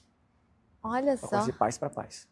Tá? Então eu queria te falar que eu entendo, é o filho de vocês, nós temos 3 filhas, essa aqui é minha mulher, tal, tudo mais. A Roberta, que é a mãe do João, No que final também você faz muito maravilhosa. negócio com as pessoas, Então, né? e é isso. Porque no fim do dia, quando eu vejo um pouco o mundo, a direção que o mundo está indo, as redes sociais e tudo mais, eu acho que cada vez mais vai ser pessoas com pessoas, CPFs com CPFs.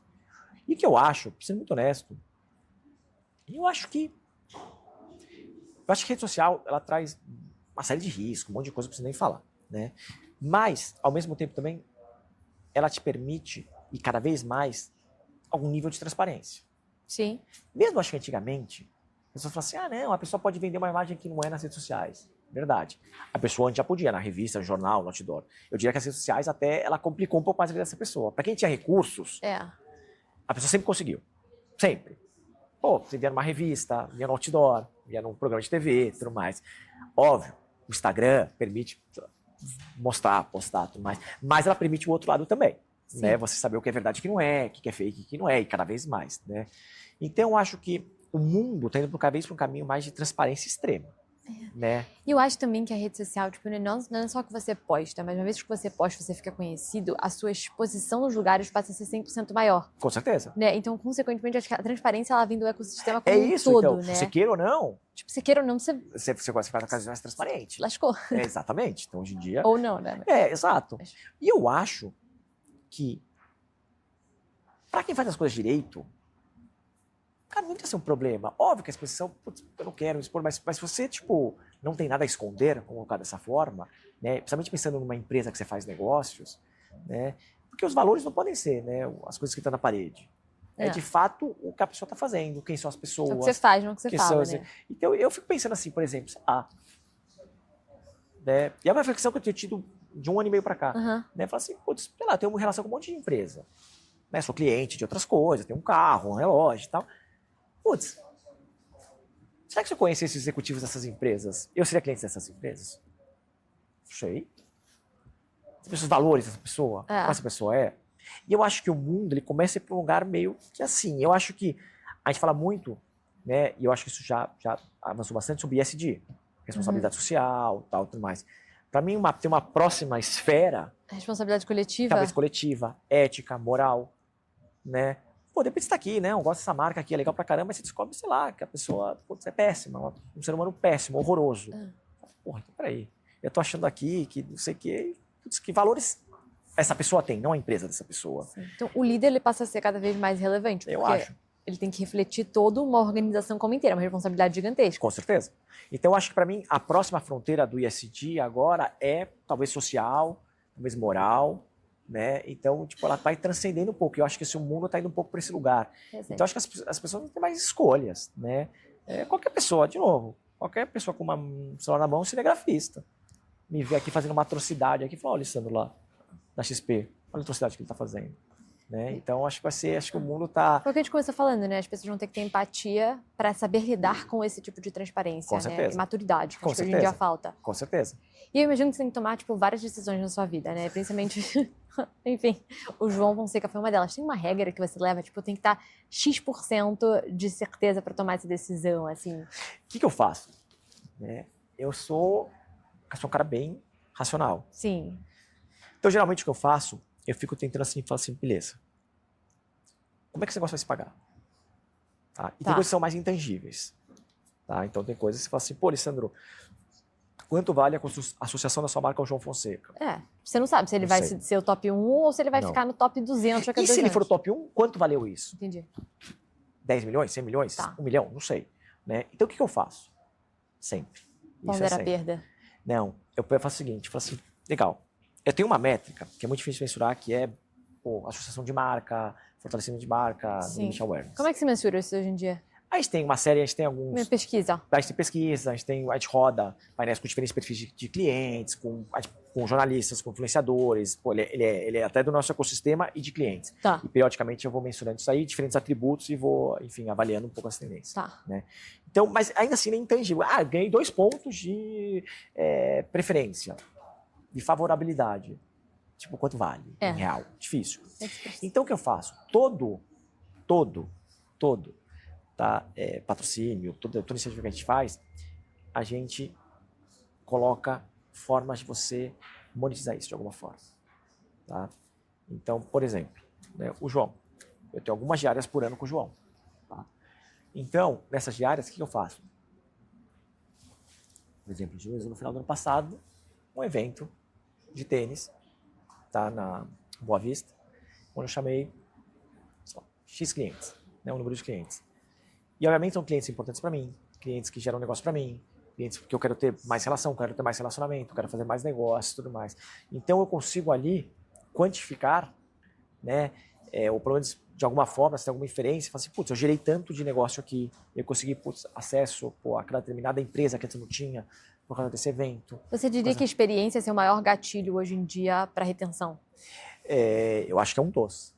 Eu acredito, nesse ponto legal que você tocou agora, quando eu penso em construção de marca, de 26 para frente, né, eu vejo 2 lugares ganhando muita relevância. Tá?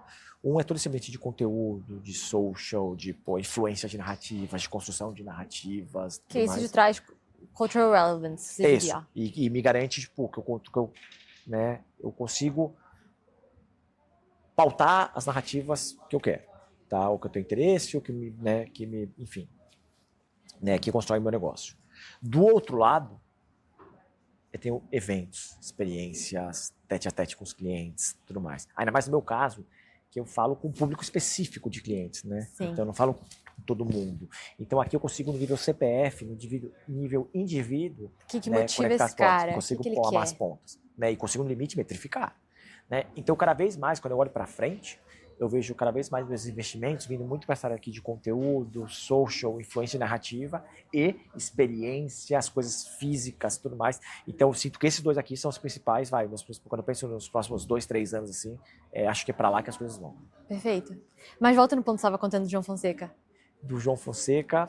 Era sobre, tipo, quanto por cento você se decide da decisão. Isso. E aí você estava usando ele como case. Eu estava usando ele como case, desculpa. Então eu estava usando ele como case. Então ali eu consigo saber o seguinte. Uma parceria com o João Fonseca, ela tem um valor de tanto para mim, custa tanto. Eu consigo, através de outras variáveis, falar assim, aqui eu monetizei tanto, aqui eu monetizei tanto, aqui eu monetizei tanto. Ou seja, a parte de branding, ela fica muito mais simples, né? Vou fazer um exemplo até mais fácil. Tá. NFL. NFL. Pô, Sandro, como é que você metrifica a NFL, a Associação das Marcas? Difícil, mesmo problema do João. Como é que eu quantifico o ROI? Emissão de novos cartões. Pô, tem uma pré-venda, uma janela específica para clientes da XP. Putz, eu consigo emitir tantos cartões, né, de clientes. Um cartão tem mais ou menos um CAC de tanto, então eu economizei tanto dinheiro, eu consigo atribuir um valor a isso. Atribuir um valor X. Pô, legal. Além disso, eu compro 1.500 ingressos, que eu levo clientes, aí parceiros, vai no relacionamento. aí vai outra conta. Então, pra você, tipo, você pega uma ação que você vai fazer e você rouba do seu organograma ali. Então eu faço coisa. Né? Tipo, eu falo, tem que conectar todo mundo aqui. Exatamente. Além de primeiro, me garante uma consistência 360 de tudo que eu estou fazendo, mas me permite passar o chapéu em diferentes lugares, com métricas, com ROI. E aí, quando for uma discussão de branding, eu falo, gente, eu não estou discutindo mais isso, eu estou discutindo isso, porque essa conta que eu já paguei, essa que eu já paguei, essa que eu já paguei, sobrou isso aqui. Então a discussão é muito mais simples. Entendi, então o branding é o que sobra. Mas no fim do dia tudo está se construindo na branding. Exato, não dá tanto para dividir, né? É mais a construção. Pô, então, porque é muito difícil falar assim, pô, Alessandro, patrocina aqui essa placa aqui, 50 milhões de reais. Whatever. Putz, quem vai ver, quanto vale. Então é uma forma que a gente encontrou da gente conseguir tangibilizar e conseguir metrificar de alguma forma. Não, sensacional. Eu gosto de quebrar esse bloco com um bate-bola, tá? Então são algumas perguntas rapidinhas. São 5 perguntas, você vai responder de forma rápida, tá? Tá bom. Primeira delas, um esporte que melhor representa seu estilo de liderança. Esporte, futebol. Por quê? Só porque você gosta? Porque Não, porque eu acredito muito, eu acho que futebol é um esporte coletivo, um esporte de você tem alguma técnica, você tem muita força, tem muita entrega, e eu praticamente gosto bastante. E quando você pega assim, muitas lideranças que eu gosto, são muitos técnicos de futebol, e geralmente são os técnicos mais bravos, tá? Tá, então líder bravo. Eu não sou bravo, mas eu cobro muito. 2, qual é o próximo esporte que a XP tá, tipo, observando? Por hora a gente vai focar nos nossos esportes, tênis, futebol americano, basquete e circuito de rua, é fazer melhor e mais bem feito o que a gente já tem feito. Perfeito. Qual é o ativo mais valioso da XP hoje? Valioso? É. Pessoas, sempre. O que te faz desligar do modo trabalho? Filhos, meus 2 filhos. Seus 2 filhos. Sem dúvida. E por último, dormir mais ou ter mais horas no dia? Mais horas no dia. Mais horas no dia, né? Pra poder fazer acontecer. Um pouco. Eu também não sou do dormir. Boa, voltando agora. Pra você, quais são os principais elementos de marketing? Principais elementos de marketing? Eu acho que é entendimento do negócio, tá? Acho que é impossível entender o negócio. E aí as métricas do negócio têm que impactar suas métricas de marketing, tá? Eu acho que tem uma questão de ROI, sempre olhar muito para ROI, tá? Eu acho que tem uma questão de, eu vou chamar de lealdade, mas é muito pelo ângulo de entrega, tá? Eu não consigo, para mim o marketing, simplesmente é um veículo de você vender um negócio, entregar e a pessoa, tá feliz, satisfeita com aquilo que você faz, tá? Eu acho que é impossível, eu sou muito vocal com os meus pares de produtos e tudo mais, esse produto é bom, tá? Não adianta eu envelopar algo aqui que o cara vai se frustrar, algo que não é bom, né? Então, eu acho que quando eu olho para o marketing, é simplesmente um canal de comunicação de uma proposta de valor que tem que parar em pé e algo que tem que entregar algum material intangível para os nossos clientes, tá? Então, eu associo muito ao negócio, tá? Sempre. E qual é a sua definição pessoal de growth? Definição pessoal de growth? Eu acho que é a capacidade de acelerar o crescimento de qualquer coisa, e é qualquer coisa. Qualquer coisa, né? Qualquer coisa. É mais uma mentalidade. É uma mentalidade. Por exemplo, eu poderia acelerar recrutamento. É um mindset. É um mindset. Então, você fala assim, como é que eu consigo trazer mais gente para o restaurante? Legal. Como é que eu consigo recrutar mais gente? Como é que eu consigo trazer mais assessor para XP? E tá muito ligado com a definição que você trouxe de inteligência, né? Sim, sem dúvida. Exato. Não, para mim, é um playbook que você consegue replicar em qualquer lugar. Não importa qual for o lugar. Inclusive, eu digo mais. Quando eu vou fazer algo completamente diferente, é muito legal que eu trago aprendizados de outros lugares e carrego para você consegue aplicar. Esse 360 Sem ajuda, né? E como é que hoje em dia é dividida a sua estratégia de canais? Não, a gente olha muito as plataformas clássicas, a gente sempre olha, tá? Então, Google, Meta, esses caras a gente olha bastante, tá? TikTok a gente tem feito bastante coisas com eles também, tá? Sempre tem um desafio de atribuição mesmo e até de como é que você, tô conseguindo cliente certo, mas a gente tem usado muito novos canais, tem pensado em coisas diferentes. Tipo, app, um monte de coisa diferente. Tá. Você tem explorado CTV? O quê? CTV. CTV? Connected CTV com o time. Ah, Connected TV, sim, tamo, desculpa. Que tem... Sim, a gente tem feito coisas legal. E aí é muito legal porque você consegue ter muito dado e muita atribuição. né? Por isso que a gente gosta muito de coisa. Esse pra gente é super importante. Tá? Então, a gente tem discutido agora, muito no Connected TV, o que a gente faz de estratégias. Que esse acho que é um ponto importante que as pessoas, elas fazem um pouco, ou pensam um pouco, que é como é que você vai... qual que é a sua estratégia? Como é que você vai botar? É um app, download? É uma propaganda? É um QR Code? O que é? Então, eu trabalho muito com o time. Qual que é a proposta de valor para o canal certo na hora certa? Tá? É muito sobre isso. Tá? A gente sempre olha muito pro orgânico, tá? Porque ele sempre... É foda, mas ele sempre traz os clientes... de qualidade, né? E você tem muito, que a gente faz muito bem isso aí, as coisas se retroalimentam, né? Direto, o mídia paga, ela retroalimenta o orgânico. Então, a gente faz uma atribuição, inclusive, a gente Você usa o Marketing Mix Model? A gente tem um MMM que a gente faz. E a gente, inclusive, a gente metrifica, a gente tem metrificado quanto que nossas campanhas de paid media, elas fazem um lift no orgânico. É que o negócio ele vai um pouco se retroalimentando. A gente tem um modelo bem sofisticado, assim, E qual a principal fonte de orgânico? Minha marca. E inteligência artificial? São bastante. Já estão olhando? Bastante. EDO? Também estamos bastante. ChatGPT? Já estamos olhando bastante, já estamos, acho que esse negócio a gente vai mudar bastante o mercado. Tá? Eu concordo. Então a gente já está bem de olho aqui. Né? Ela tem um desafio de achar modelo. Ele ainda, quando você olha de ele ainda é muito pautado em SEO. Sim. tá? Porque naturalmente onde as coisas começam, mas acho que rapidamente isso pode mudar. Ele está bem, esse negócio que a gente tem puxado bastante. O próprio Mafra, nosso CEO, tem puxado um pouco dessa agenda também, mas é algo que a gente já estava de olho já há alguns meses, a gente já vem quase um ano, a gente já está próximo da turma aqui para poder começar a tentar pegar. Acho que vai ter, quem conseguir capturar antes essa onda aí, vai ter um alfa aí que vai gerar ali da... E os Agent Commerce, Conversational? Também temos usado bastante, principalmente nas interações com os nossos prospects e já clientes. Temos usado bastante coisa também nesse sentido. Tá? Isso vai mudar, né? Porque antigamente os assessores faziam essa troca com o cliente e agora vai ser... O que a gente vê, o nosso modelo, a gente acha que ainda vai ter um modelo onde a nossa ideia, obviamente vai ter clientes, depende do perfil, que você já pode ser 100% atendidos, mas a nossa visão é muito mais criar, a gente vê que são super assessores. Tá? Então você vai conseguir ter um assessor conseguindo atender de uma forma mais inteligente, mais eficiente, e mais até tempestiva, com um número maior de clientes. Tá. A nossa ideia, a gente está num lugar muito de empoderar o assessor, mais do que você falar assim, putz, eu vou fazer um negócio tipo 100% assessor free. Vai. Entendi. Ou meio híbrido também, Ou meio híbrido. No limite é um modelo mais híbrido. Tá, perfeito. Agora as últimas duas perguntas para fechar esse bloco. No futuro, como você acredita que vai ser a melhor forma de uma marca conseguir se diferenciar? Eu acho que vai ser na capacidade. Eu acho que vai ser duas coisas, tá? Na entrega.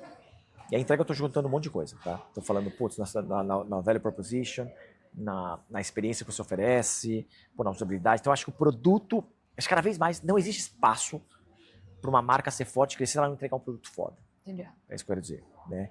E do outro lado, eu acho que vai ser na sua capacidade de contar boas histórias e conseguir entreter as pessoas e conseguir conectar com as pessoas.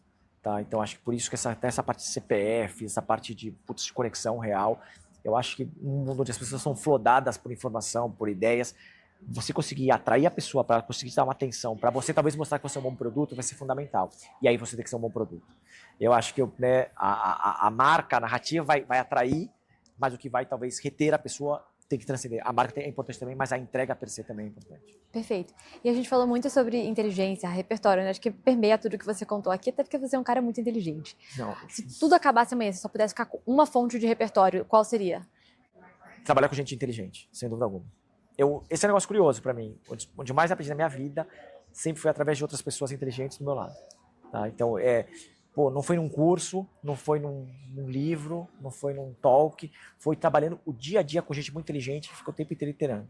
Né? E eu sou um cara que, aquela pessoa teve uma ideia boa, e eu falo, essa ideia aqui foi boa, vamos pegar essa ideia aqui e construir em cima dela, tudo mais. Então é gente inteligente, sem dúvida alguma. Perfeito. Agora, esse último bloco tem 3 perguntas que a gente faz para todo mundo que vem aqui. Tá bom. Tá?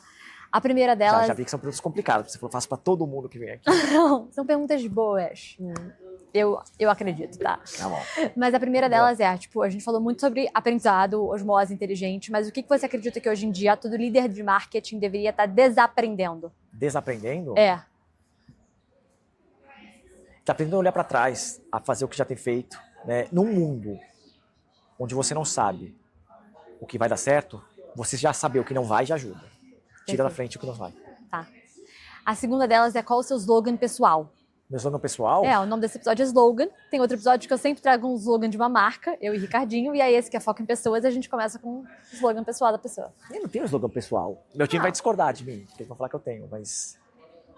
Uma coisa que você live by, sabe? Um lema. Um lema? Tá bom, eu tenho um lema. Tá, qual é? Que é de um filme o lema. Posso falar? Pode. Life is not about how hard you hit, but it's how hard you get hit and keep moving forward. Então a vida é sobre o que você tomar, não é sobre dar porrada, é sobre como você toma porrada, levanta e continua andando. Cara, essa é a vida. Tá? Então isso aí para mim fala sobre resiliência, sobre entrega, sobre como é que você levanta, sacode a poeira e continua em frente. Conecta com o nosso começo, nosso papo aqui, com você contando essa cultura. Verdade. E a última, o último convidado deixou uma pergunta para você, você vai responder e deixar uma pro próximo, tá? Putz! Quem foi?